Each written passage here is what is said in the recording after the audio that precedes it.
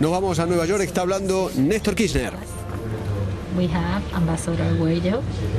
and Acting Chief of Cabinet Juan Manuel Entre Ríos, Sergio Uribarri, y el gobernador de Santiago del Estero, Gerardo Zamora, en el día de hoy aquí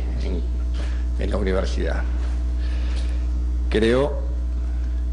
que es fundamental para tratar de comprender y entender el proceso latinoamericano, hablar voy a empezar hablando desde la propia Argentina, voy a tratar de explicar y sintetizar qué es el proceso, qué pretendemos con el proceso de UNASUR, y también, por supuesto, vamos a hablar y vamos a hacer un análisis, por más que sea por ahí genera algunas polémicas, de la visión que tenemos de las elecciones en Venezuela, porque lo importante es tocar todos los temas, tocarlo en diversidad, hablar en pluralidad, emitir opinión sobre los mismos, que esto es lo fundamental. Creo que los hombres y mujeres libres estamos acostumbrados a emitir opiniones y no nos tiene que preocupar que en el marco de la verdad relativa que tengamos cada uno de nosotros, tengamos diferencias de visión o de óptica,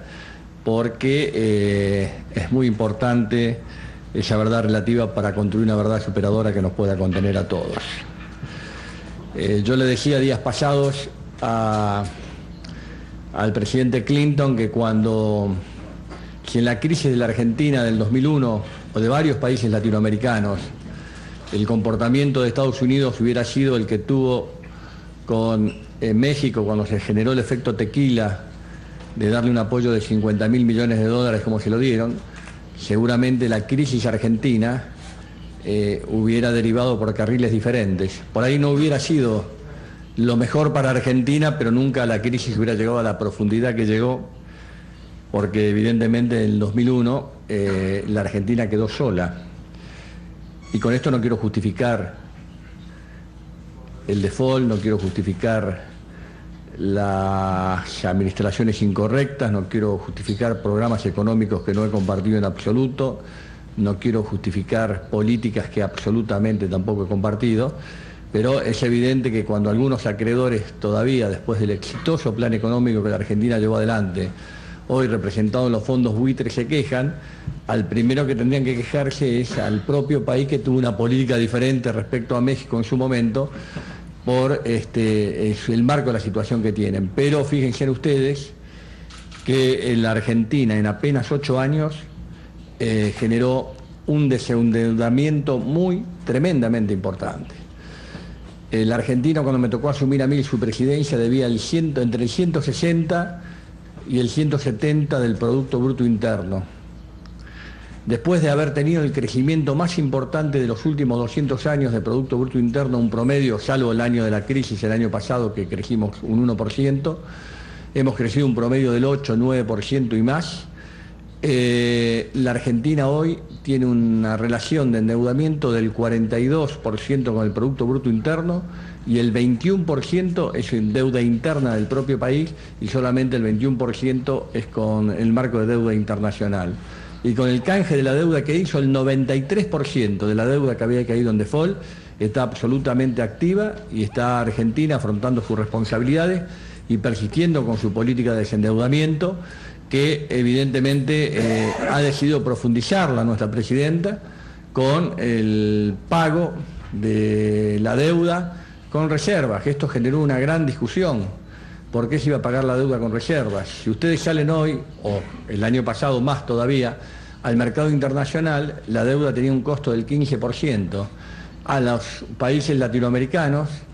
a la Argentina en este caso específico, nos pagan el 0,5 anual por nuestras reservas, así que obviamente tener reservas en más acumuladas por la tasa que cobramos y salir al mercado de capitales a buscar una tasa del 15%, evidentemente hubiera sido una medida errónea desde el punto de vista económico, desde donde se mire. Evidentemente fue absolutamente acertada.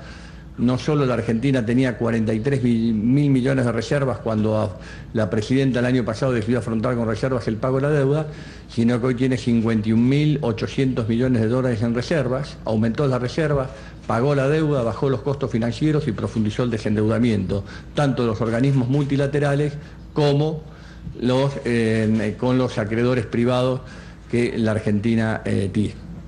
tiene. Entonces, estas son decisiones de política soberana que se pueden tomar, que son muy importantes, y la podemos tomar gracias al canje de la deuda que hicimos y a la renegociación de la deuda internacional que hicimos y al haber pagado al Fondo Monetario Internacional para que se termine esa actitud de política gendarme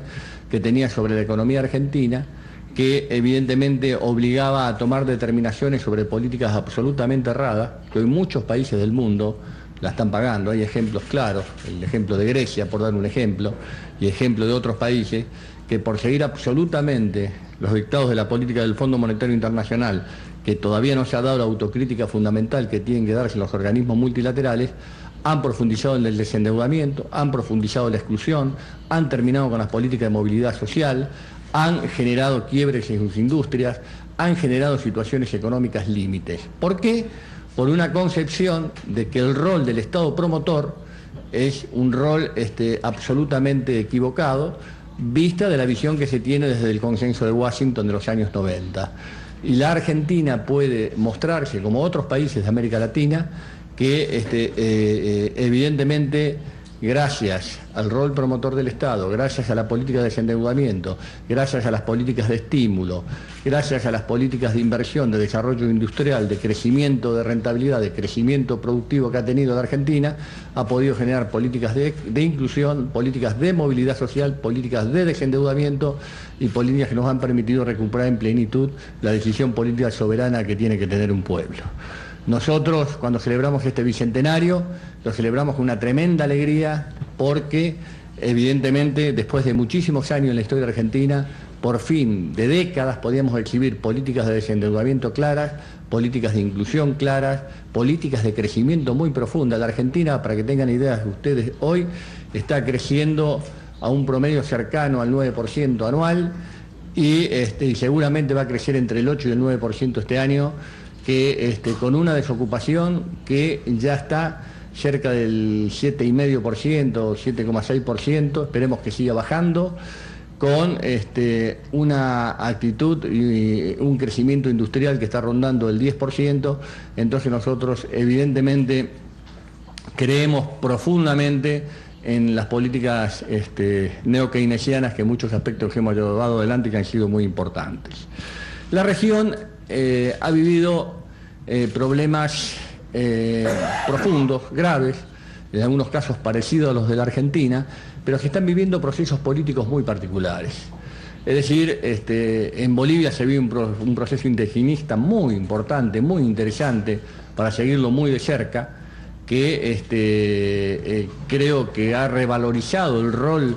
del pueblo boliviano y que ha revalorizado el concepto, la filosofía cultural y el desarrollo que tiene que llevar Bolivia adelante,